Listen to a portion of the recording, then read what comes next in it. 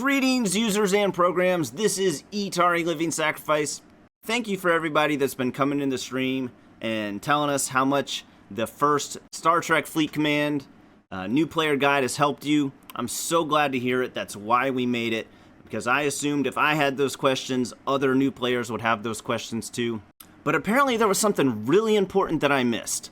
And apparently it was like the most important thing that I missed. A bunch of people have been coming in chat and telling me how important it is that I tell y'all this. The thing that I forgot, apparently, was to teach y'all how to uninstall the game before it's too late. Before you get addicted, before you start having too much fun. So, let's get to that. Alright, so the first thing you do in order to uninstall the game...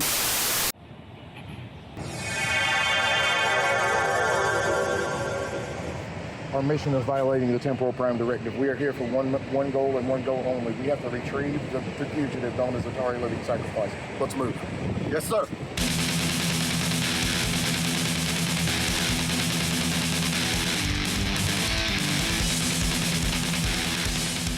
Lieutenant. There. Yes, sir. Lieutenant. Oh, Captain, I don't think he's here. Of course he's not here. Let's go! We found him, Captain. Understood. Be ready to go.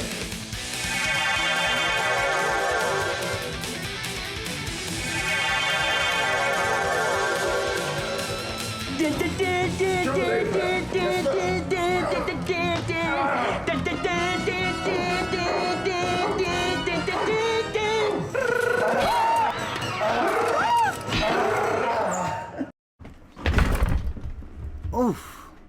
Woo. All right, so maybe we just skip that part.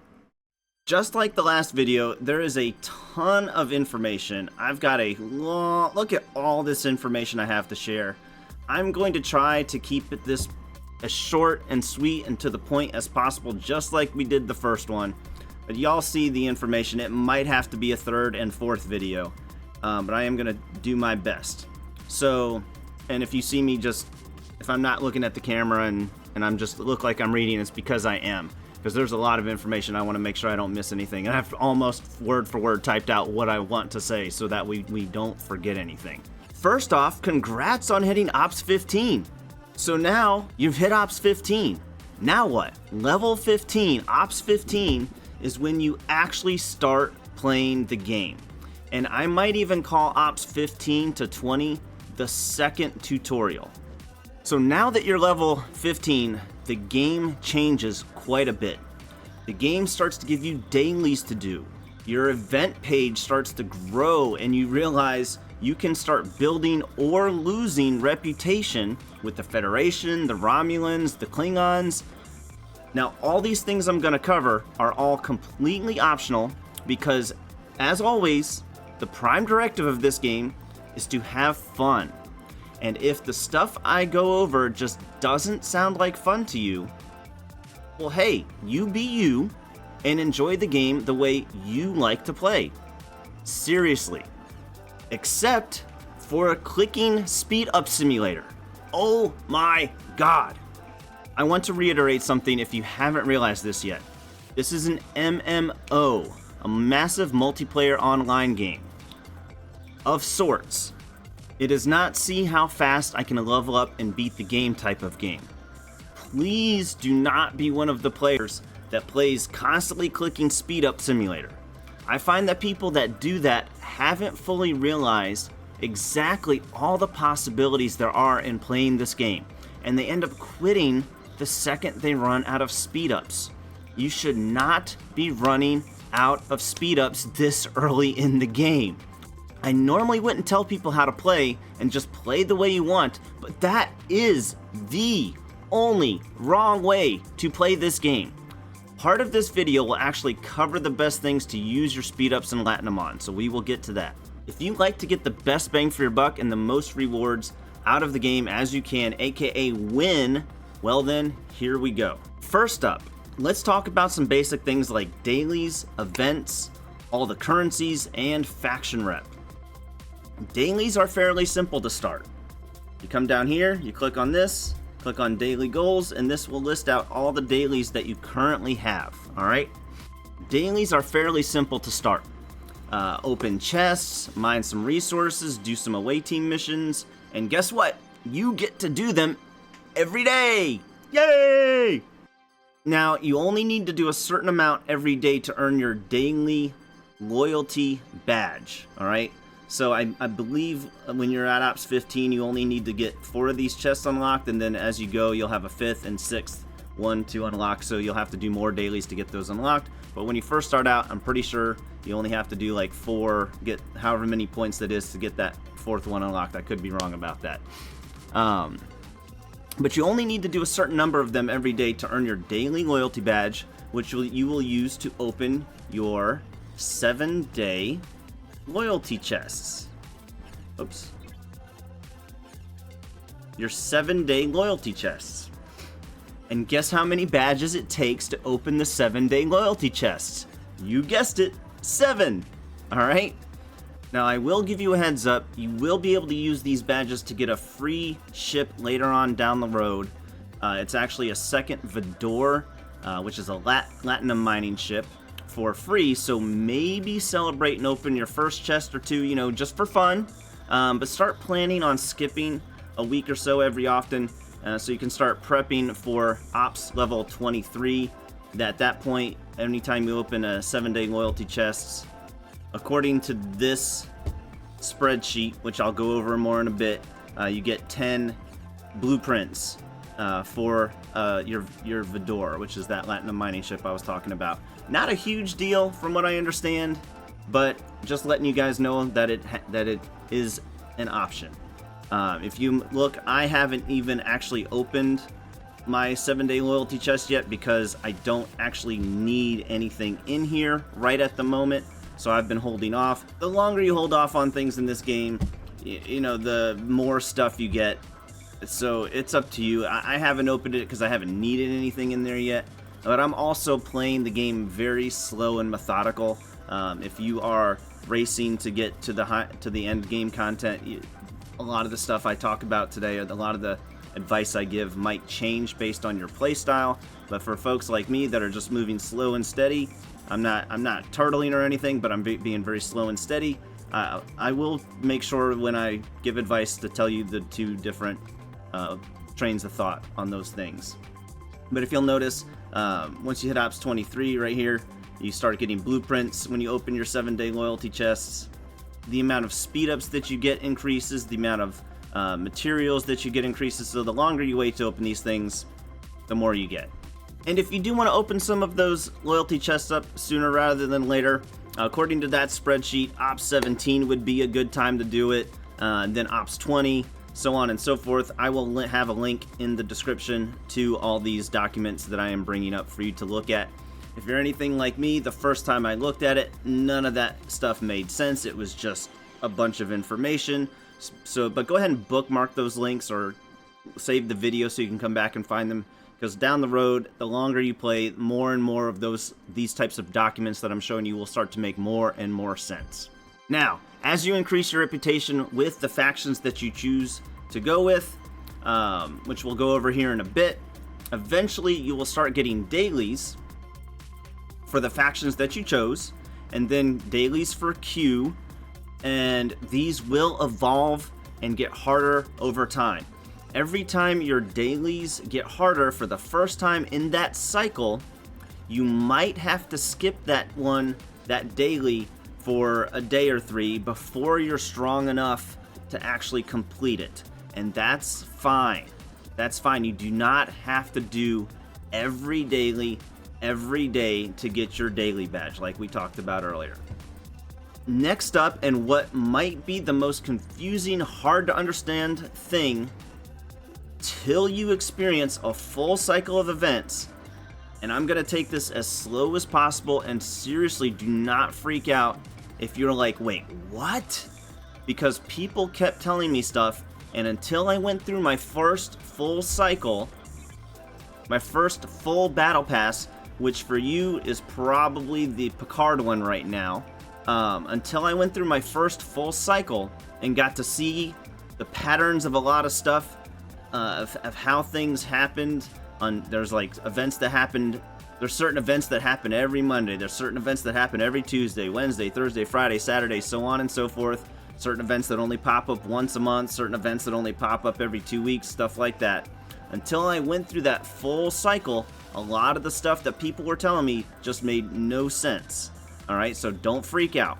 So let's go over what are the different kinds of events. There are a lot of different kinds of events. There are SMSs, SLBs, ALBs, heroics. What do all those things mean? What do all those things mean? SMS stands for solo milestone. Solo milestones are things you're competing literally only with yourself. You don't have to worry about what anybody else in the game is doing. If you complete, all you have to do is whatever it asks for, and this is how you can see what you need to do in order to accomplish that SMS. Doesn't matter what anybody else on the server does, as long as you complete XYZ, do XYZ task, you will be able to get all the way up to the top. The next type of event is an SLB. That stands for solo leaderboards. Solo leaderboards, you are competing with other people around your level, aka your bracket, okay? So what you want to do for solo leaderboards, you can check and see your standing. If you come down here and click on this little box, you can see where you're currently at on the solo leaderboard, and you're competing with other people that are around your ops level. Next up would be ALBs, Alliance Leaderboards. This means everybody in your alliance combined is what it takes to score in this event. Alright, so you can see my alliance right now is currently 4th in the Alliance Leaderboard. If I want, I can actually come up here and change it to my alliance members, and I can see exactly who is participating, who is killing it in my alliance. And then you'll also have heroic events. Heroic events typically mean, hey, you're gonna have to spend some money if you want to compete in these events. Not always, but about 80% of them, if it says heroic, probably gonna need to spend some money. Now there's actually a website that you can see the basic events that are gonna pop up, stfc.ovh. Probably the most important piece of advice I'll give you during this video. Some things that I learned the hard way, so that way you don't have to. As a general guide, don't do anything unless there is an event for it. For example, I no longer level up my officers or even upgrade my ships unless there is an event for it, because in a day or 3, there will probably be some type of event, some type of SMS, some type of SLB event that I can get a couple hundred Latinum, recruit tokens, uncommon resources, and even rare resources, or even better if I would just wait until the event came around before I did it. So for example, this one right here, this is a limited time ship upgrade, SLB, solo leaderboard. I have plenty of resources to just dominate this leaderboard. I will have no problems whatsoever taking 1st or 2nd in this leaderboard during this event, because I've waited 2 or 3 days and saved up all my resources, whereas most of these people, they're out. They're done. They have no chance of competing against somebody who's playing the game the way I play it. You see these missions? I don't even do missions unless there's an event going on where doing the missions will increase my standing on the leaderboard for that event. I don't even buy the battle pass unless there's an event to spend money. And I actually plan on getting the lowest tier of the battle pass on a regular basis based on what I've seen so far. Oh, and by the way, if you do spend real money on the game, only buy things, only spend money through their web store or on the PC and not through the phone app. You actually get something extra called multi-phasic credits when you buy things through their web store instead of through the phone app. So if you look on the website right here, if I were to buy this $99 package of whatever this means, I would earn 17,000 multi-phasic credits. Multi-phasic credits can be found all the way. You click on your little treasure box, scroll all the way to the right. This is where you would spend your multi-phasic credits. Okay, now, so the strategy behind placing in SLBs. Some events, it's not about trying to be first.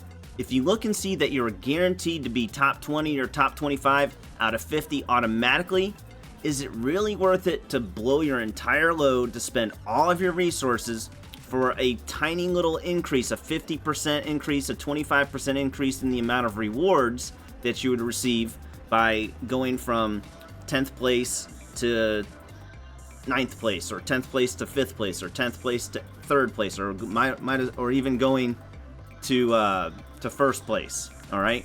So for example, this particular SLB, if I wanted to, I could absolutely shoot straight up to 1st place.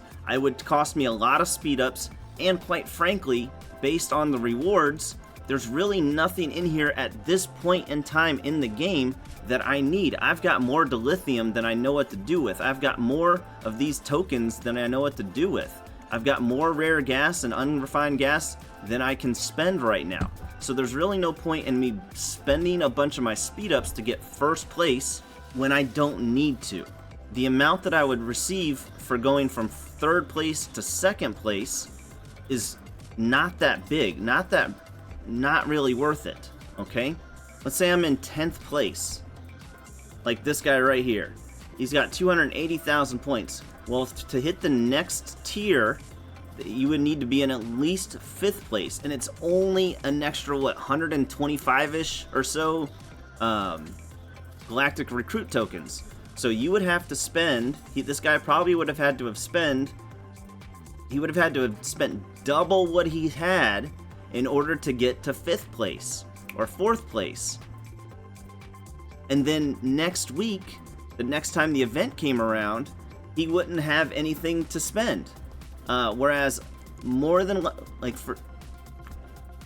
way I play the game, I'm almost always able to hit 1st, 2nd, or 3rd for any event that I choose to compete in because I don't blow my whole load every time the event comes around. Something you gotta realize is there are people out there that are willing to outspend you. I know they're far and few between, but they also keep the game alive, so all power to them, and tell them thank you for keeping the game alive. Thank you, whales. Now let's talk about faction rep. You see faction rep, you come over here to where it says factions, you click on that tab.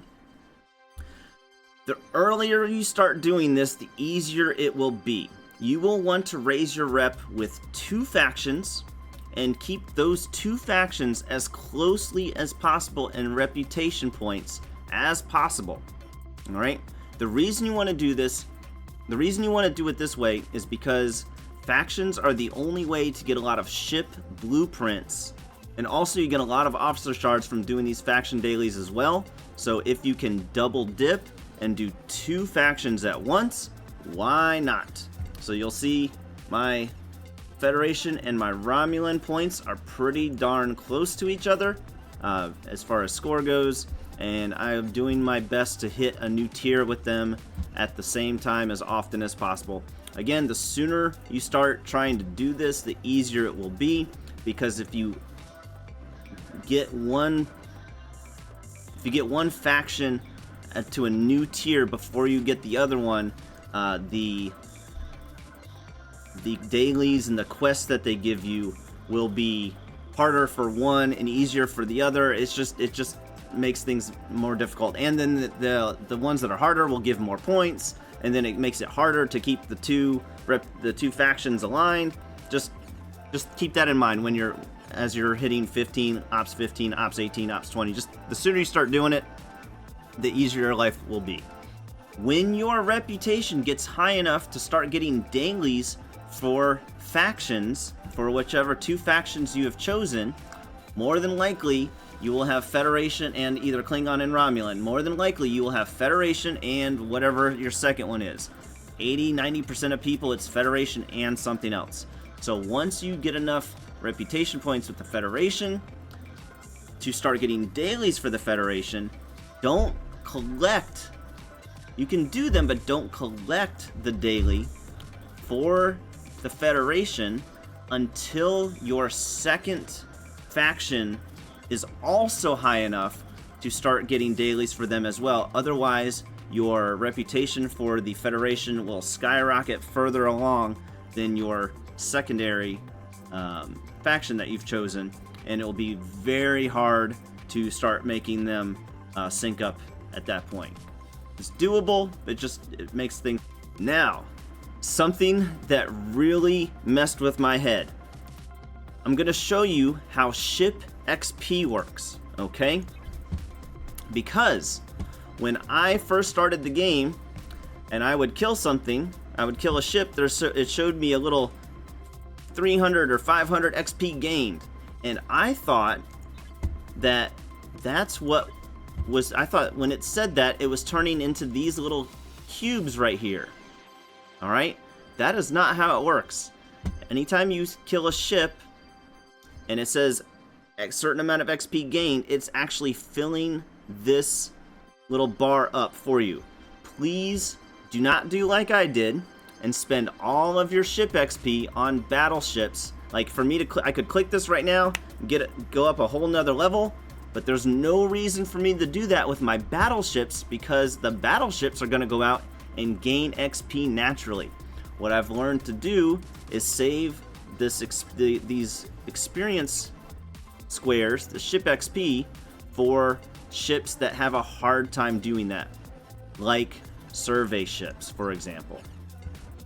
A lot of times when you're pulling a ship, a survey ship off of a node, it'll say something at it'll pop up in the bottom here, 10,000 XP or 1,000,000 XP or whatever. I think that's just a visual glitch because it does not seem to actually be awarding me any XP, so just ignore that if you have that same visual glitch as I do. So yeah, survey ships tend to be the best place to spend your ship XP. Now, once you get your faction reputation up with whatever faction you chose, that also means you're getting negative reputation, which whatever faction you have chose not to go with. Okay? Once your reputation gets negative enough, eventually you will be attacked.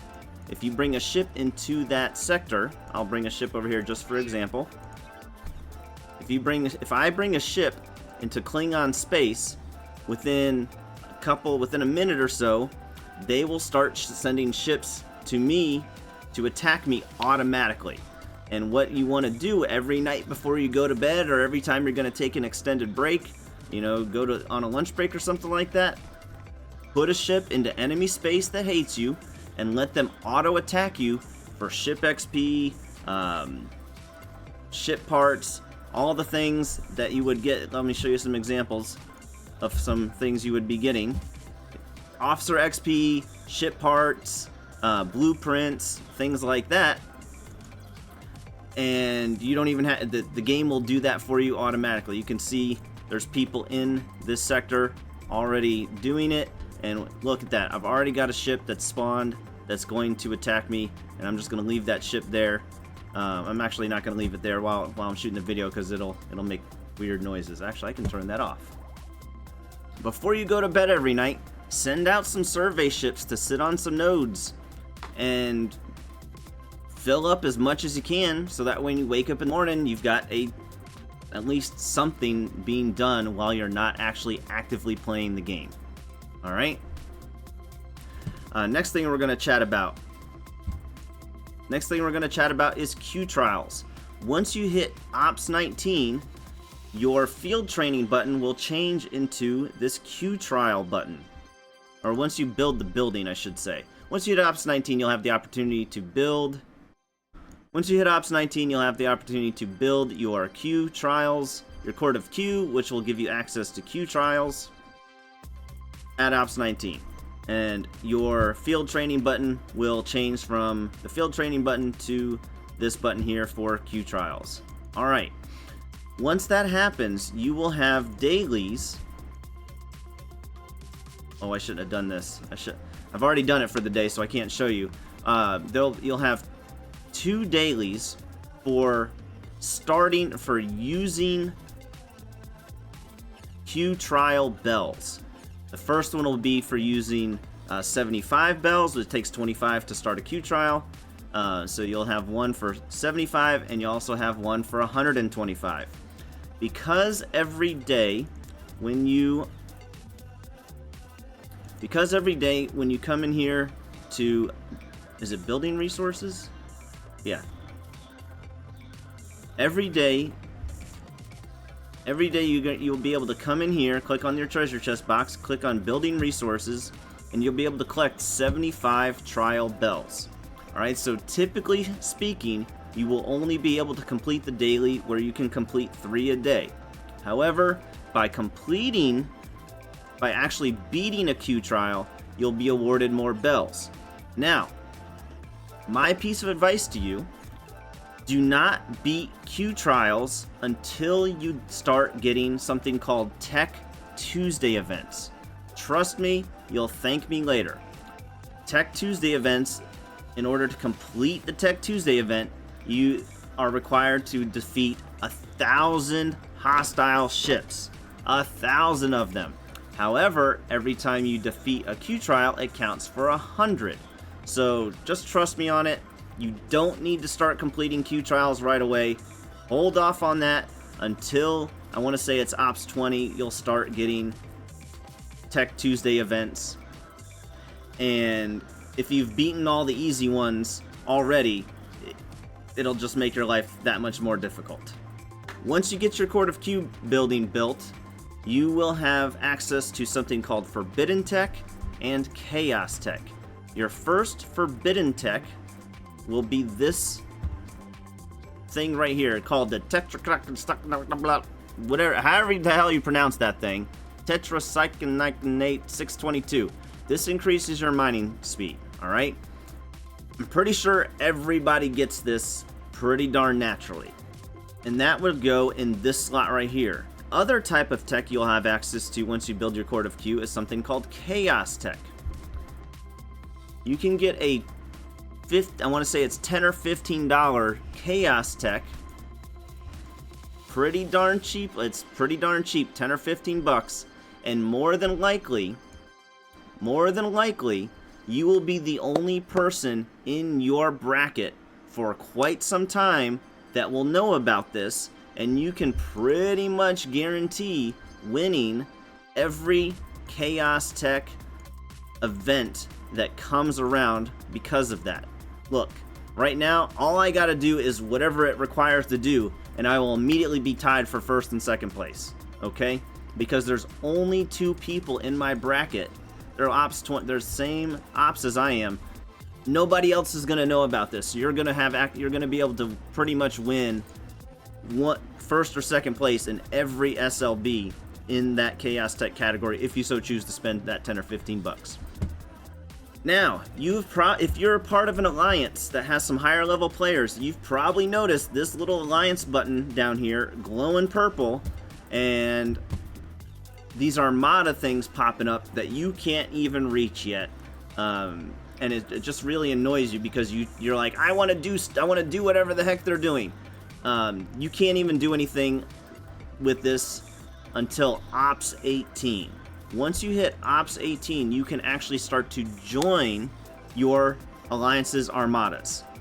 However, you have to be Ops 23 in order to initiate them yourself, because at Ops 23 you'll be able to build the Armada Control Center.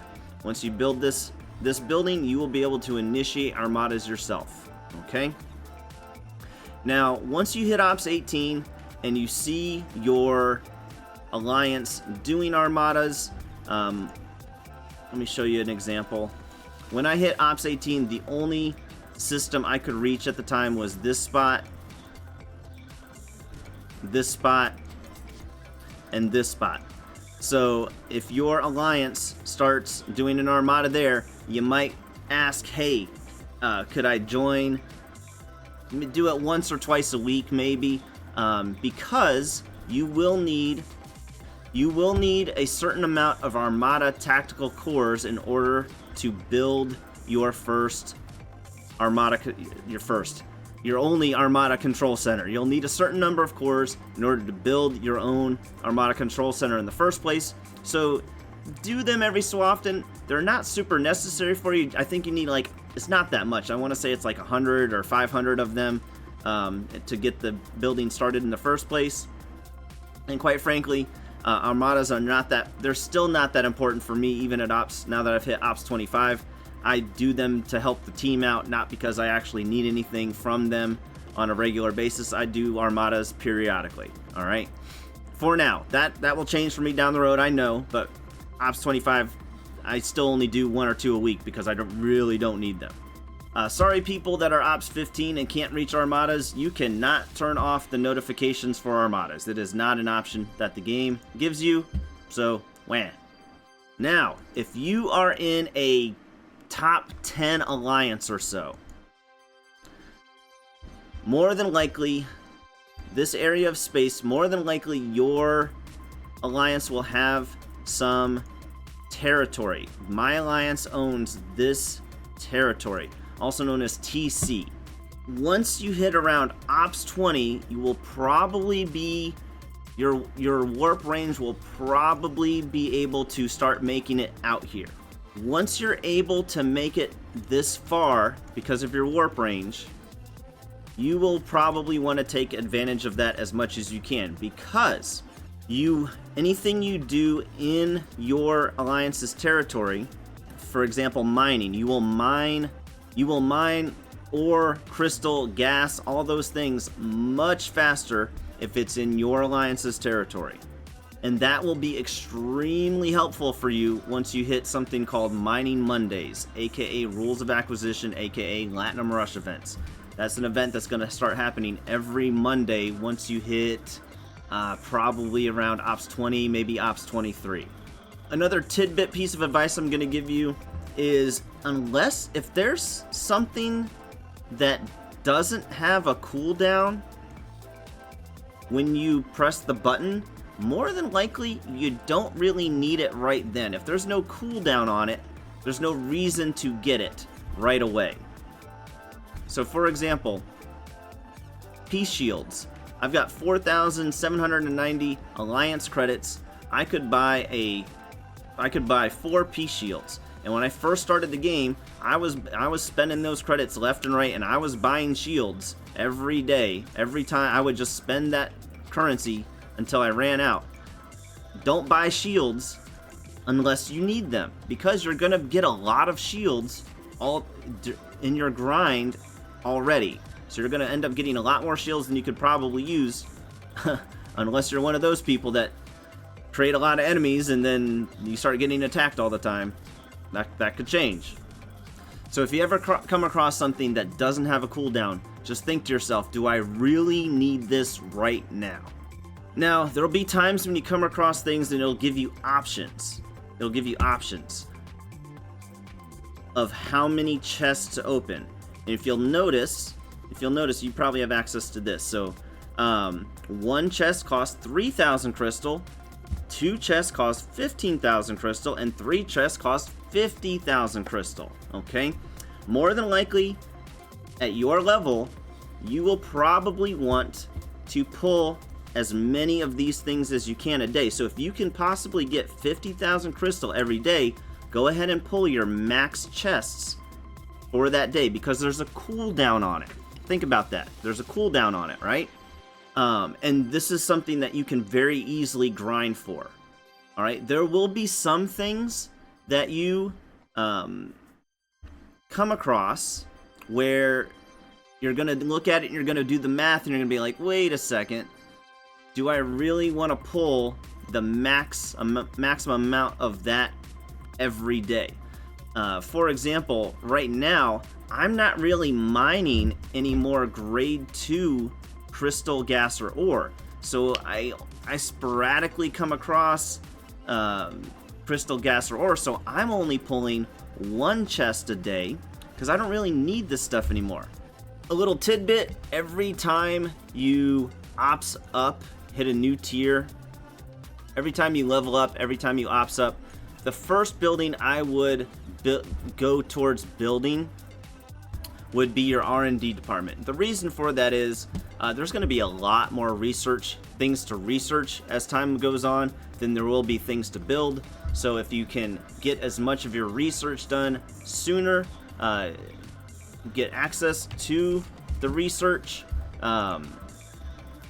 most of the next tier, once you ops up, in order to be able to do anything, in order for you to be able to actually research it, your R&D department, your R&D building needs to be, if you're hitting Ops 28, you're going to need to build your Ops 28 R&D building before you get access to the Ops 28 research. So go ahead and build your Ops building first, or at least start doing everything that it will take to build the Ops building. Like you'll have to upgrade your academy first. You'll have to upgrade probably a few of these things down here. There'll be things that you'll need to upgrade before you can upgrade your research, your R&D building. So go ahead and do those things and build your R&D building as soon as possible every time you ops up, so you can go ahead and start getting access to those higher tier research. All right, syndicate points. This up here, you've probably noticed this button. Every day you claim some syndicate points. How do you get syndicate points faster? Well, you get, I want to say 500 a day just from doing some dailies. Actually, you get 500 a day from a daily pull. You get some syndicate points from doing dailies. But mostly you're going to get syndicate points from winning solo leaderboards. For example, this one right here. The reason you don't want to upgrade your ships just because, and you want to wait for a solo leaderboard to come out, is because getting first or second place in this solo leaderboard will give you a ton of syndicate XP.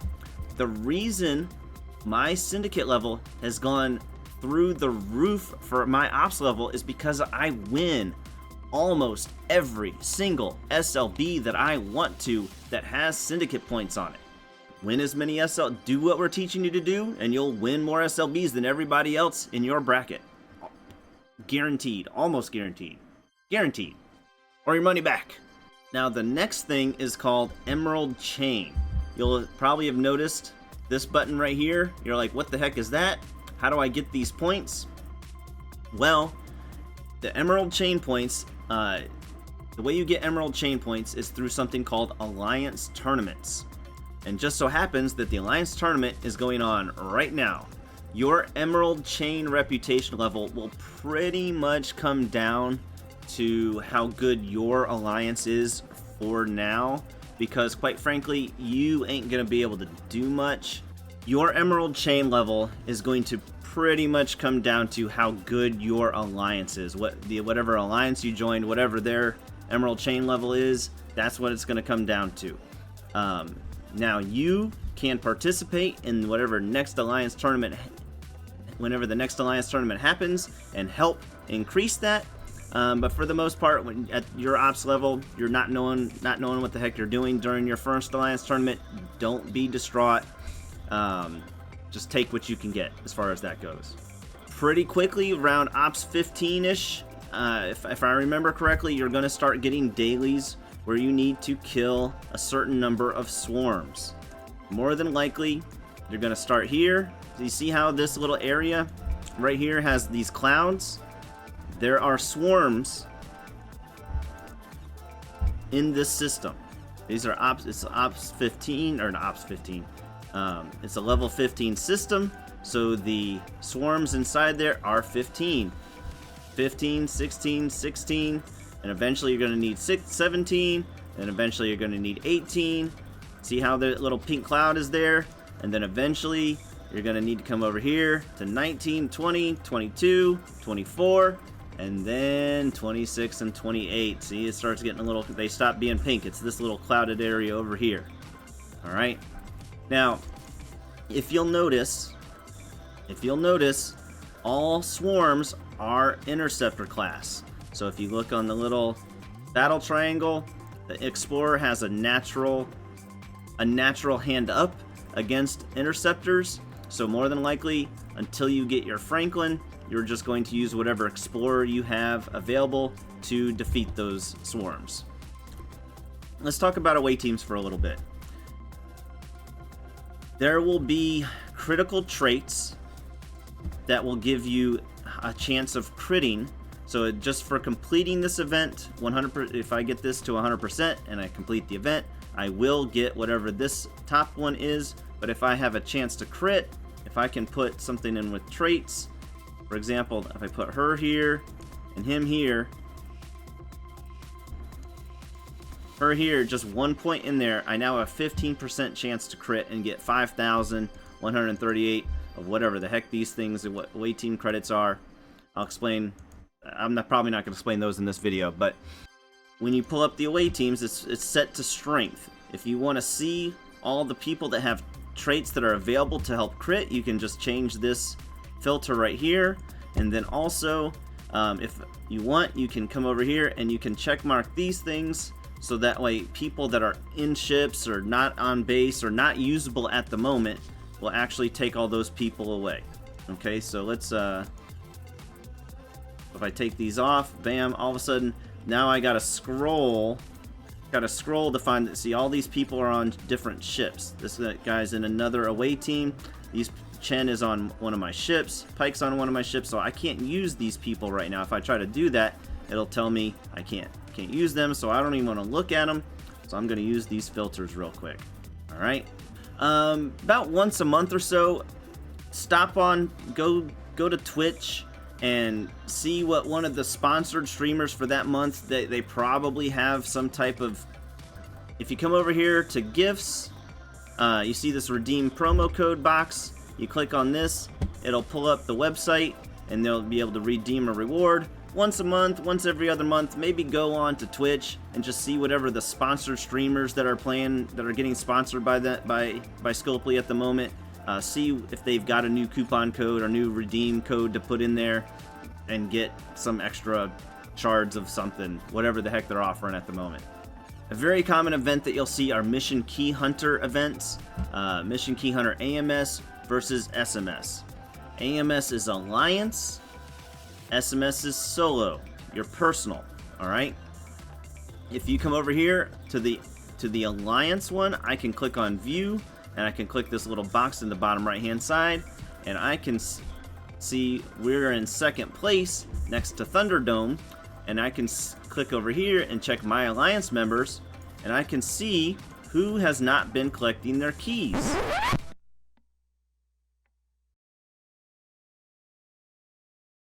Have I missed keys? I didn't. I'm pretty darn good about collecting keys. I'm a little upset. Mal has more keys than me. This is the first time he's... Radar has 10. I must have missed a key. I'm upset. I'm embarrassed. I don't even want to put this part in my video now. You can see who's collecting their daily keys. And quite frankly, these people, they probably are not regular players, or they are just not paying attention like Crazy Doom. I'm going to have to send this guy a message. This guy plays every day, all the time, and he doesn't collect his keys. He should have at least 9 keys right now. Shiny metal ass. Come on, bro.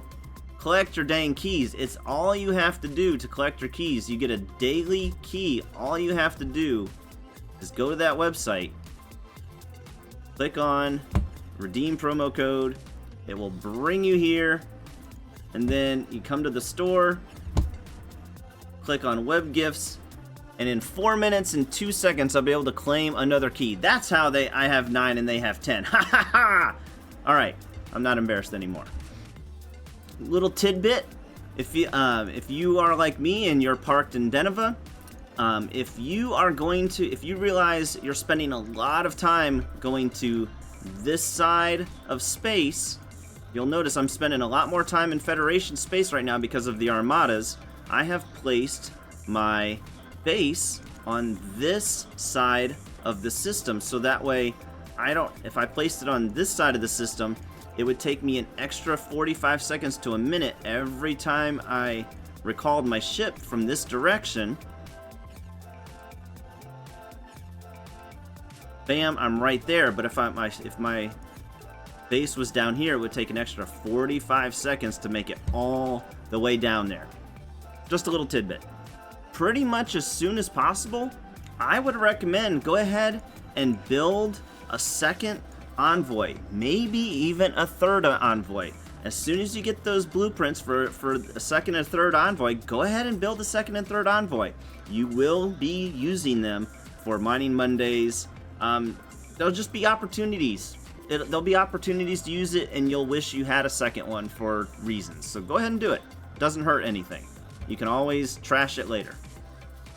At night when I'm grinding for ship parts or XP, or I'm putting out envoys to mine things, something I do, I don't put them all in the same system.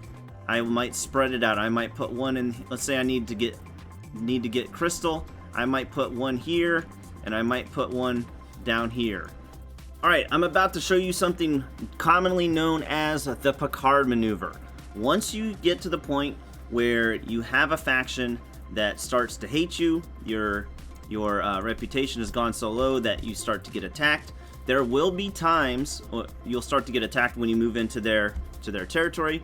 There will be times where you don't want them to attack you, right? Maybe you need crystal and you want to send a survey ship in there, and you don't want your survey ship getting attacked because it'll die. You want it to stay alive all night and have a bunch of crystal. I'm about to show you something called the Picard Maneuver.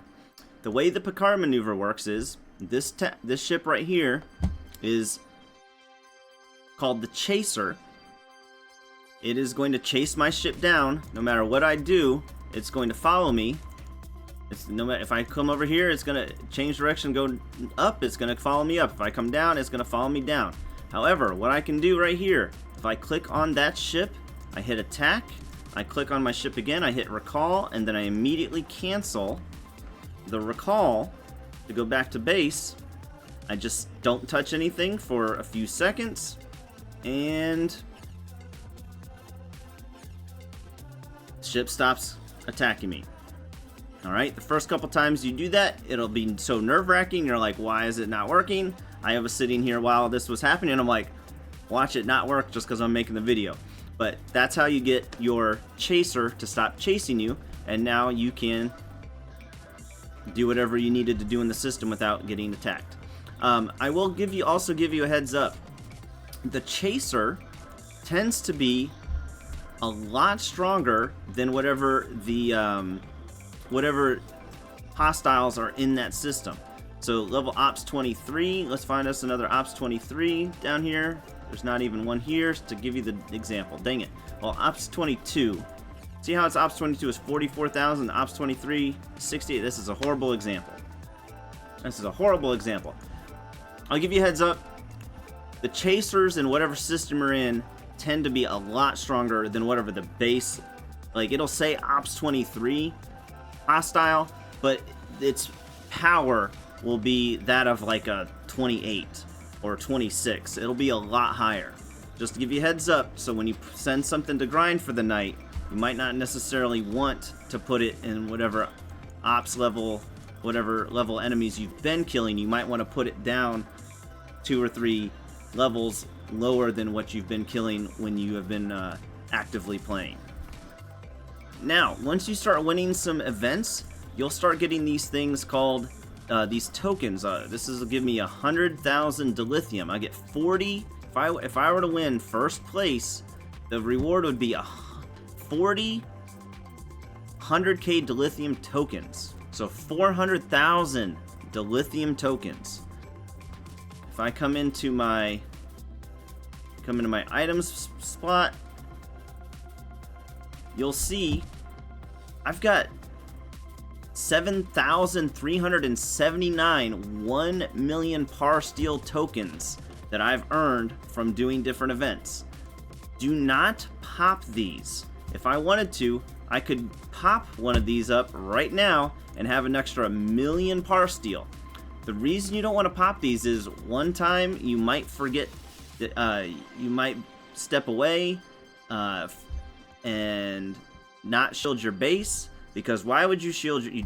I don't shield my base hardly at all because I've never been attacked. Until I start getting attacked, I'm not even going to worry about shielding my base. I'm going to save my shields for events called incursions, where 2 servers go to battle with each other. We're not going to get into that right now, but I've got a ton of shields because so far nobody's been attacking me. Until I start getting attacked, no reason for me to use my shields. And because of that, now let's say one day I take somebody off, or they see an opportunity and my base starts getting raided.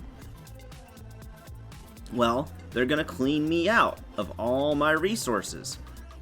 If and or when that happens, all I gotta do is come in here and pop a few tokens. I actually have more tokens than I do resources right here. So I would just pop a few tokens if I needed some resources. So don't just pop, just because you have them, doesn't mean you need to use them.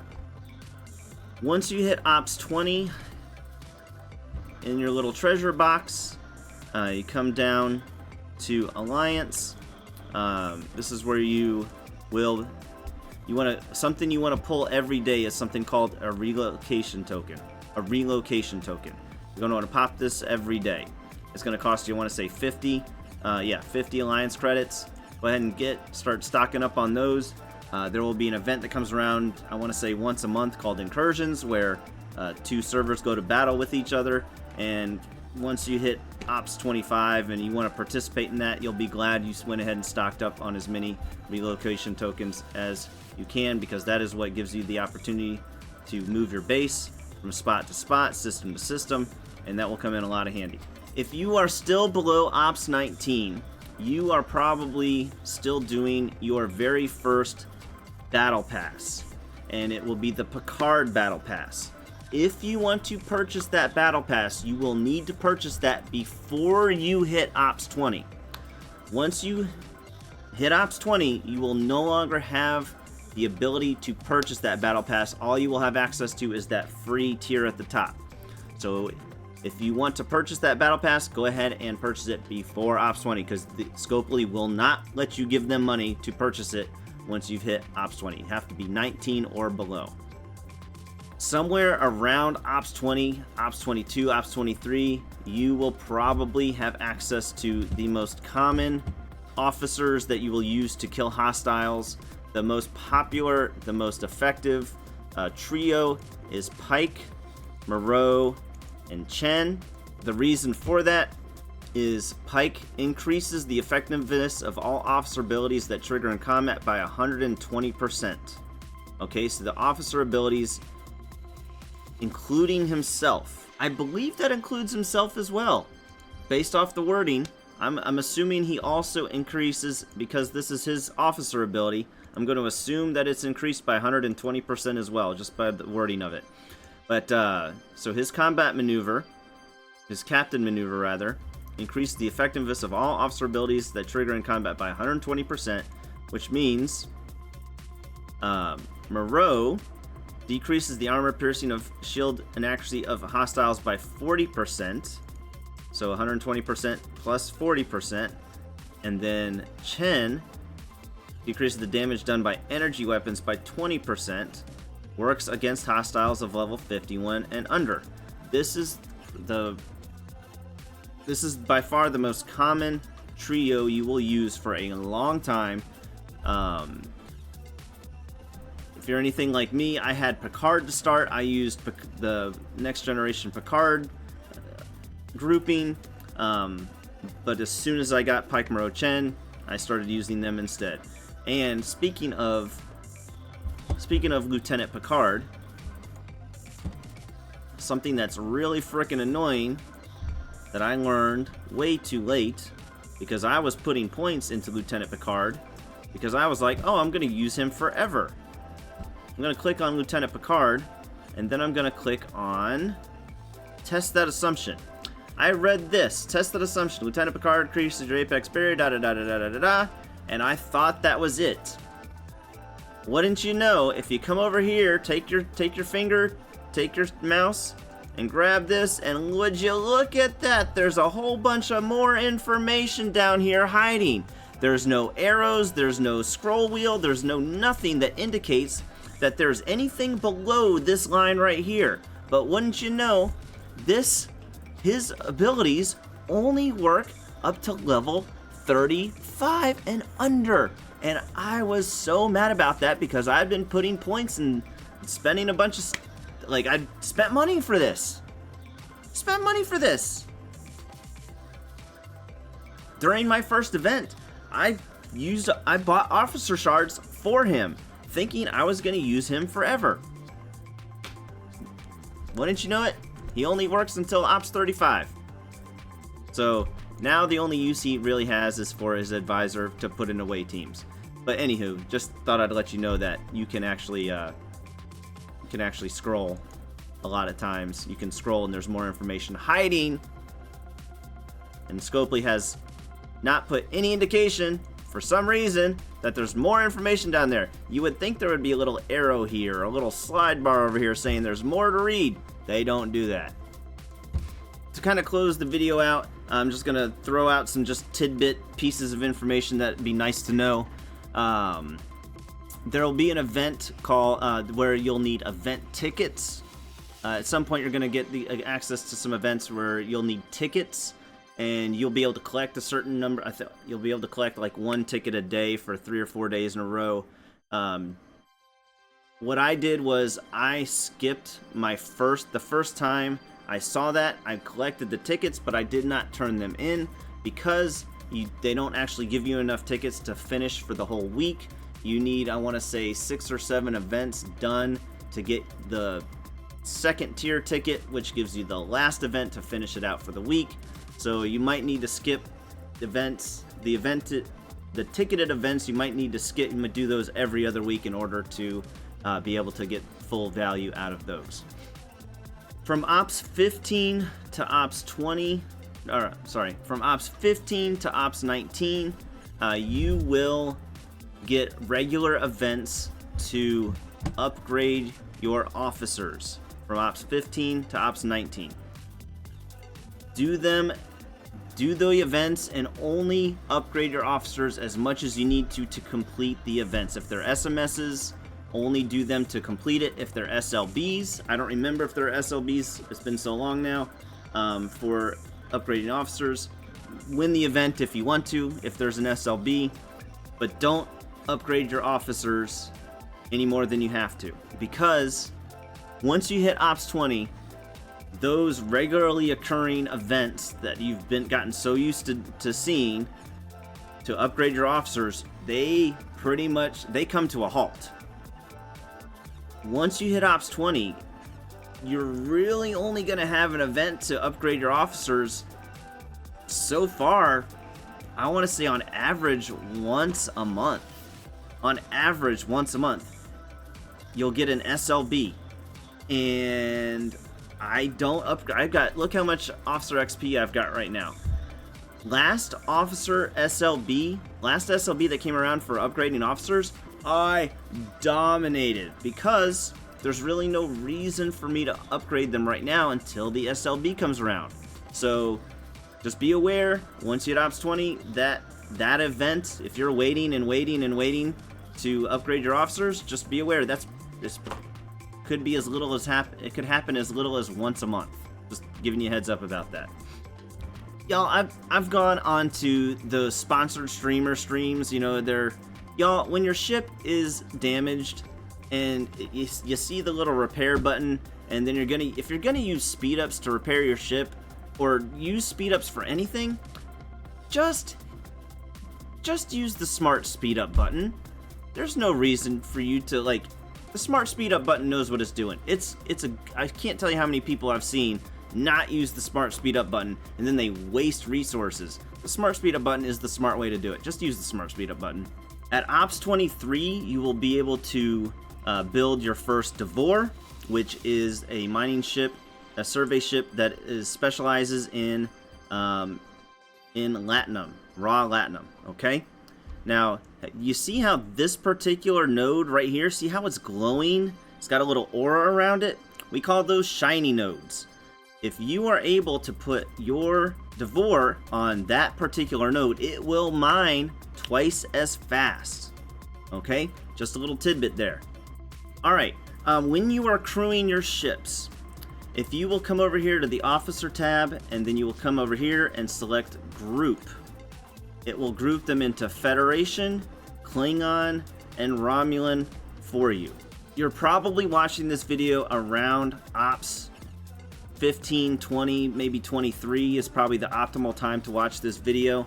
And so based on the officers that you'll have at that time, this grouping will pretty much show you what you need, what you want to put on each different kind of ship.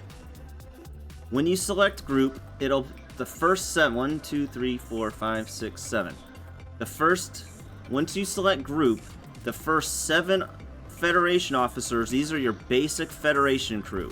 The next is your basic Klingon crew, and the next is your basic Romulan crew, right? Okay. Now, the Federation officers, they tend to have abilities based around morale. Morale is typically good for explorer type ships, battleships. Typically good for explorer type warships. Klingons, they tend to have hull breach and are generally well suited for interceptor type warships. And then Romulans, they tend to have an ability based around burning, and they are typically better suited for battleship type warships. The nature of the beast, this game has a lot of bugs, and there will be times where you need to contact Scopely and put in a support ticket. I have it bookmarked for such an occasion because it happened fairly regularly for me when I first started playing the game. Alright? For me, the biggest problem I've had is in my field training. My field training was just bugged as all get out. And because of that, it took me forever to be able to get Pike. I had to do basically every field training. I had to put in a separate ticket. I'll have this linked. Everybody seems to have different success with different methods of getting responses. For me, the thing that gave me the most success, some people say just send an email. That's the best way. For me, the most success I've had is using this troubleshooting thing. When you're doing this troubleshoot thing, though, so you don't go into an endless loop of just for them just sending you to these stupid articles that don't answer your question and don't get you to a real person. Make sure you select one of the things that actually, like, it'll give you options of what is the problem. Make sure one of the problem is something to do with real money or rewards that could cost you money that you could have bought with real money. Those will get you responses much faster. It will not put you in that loop of the feedback loop of, hey, it will just send you to the article that should answer your question. Part of the skill of this game is learning how to properly use customer support. So yeah, when you're trying to figure out what to complain about, make sure you pick missing rewards, missing items, like the worst thing that you can find. They will not care about visual glitches, so don't bother. They will just say it's a known bug. Sorry, not sorry. Only do one complaint at a time. Like, my entire field training thing was broken. I tried to tell them everything in my field training is broken. They fixed one thing and then closed the ticket. You must do, for every separate field training that is broken, you need to do a separate ticket. It will go a lot faster. I know it's gonna, if you got 7 field trainings that are broken, it's gonna take 3 weeks to get them all fixed, but it's better than not ever getting them fixed. The last piece of information I will give you is if you are a money spender, there is an option for you to purchase another slot for your field commanders, so that way you can have you can actually purchase this slot right here. Do not purchase that. Down the road you will get a free second slot, and if you purchase it earlier, they will not give you access to the free one. So once you buy it, that free slot that you could have gotten will no longer happen. So wait until you get your free slot and then go ahead and purchase the third one. Okay? I hope that makes sense. Y'all, this video has taken well over 2 hours to shoot. I am going to do my best to compress it and take out all the dead space and all that kind of stuff. I've been having a blast with this game. Come on by the Twitch stream, the YouTube stream, say hello. Thank you for all the kind words telling me how much the first video has helped you. I hope this video helps you just as much, if not more. Swing by, say hello, drop a like, drop a follow, all that kind of stuff. I'm getting some notifications right now. People are following and all that kind of stuff. Thank you for hanging out. As always, give it a big thumbs up, subscribe, follow all that cool stuff you do, whatever platform you're watching on. We will see you on the next one. And remember to keep moving forward!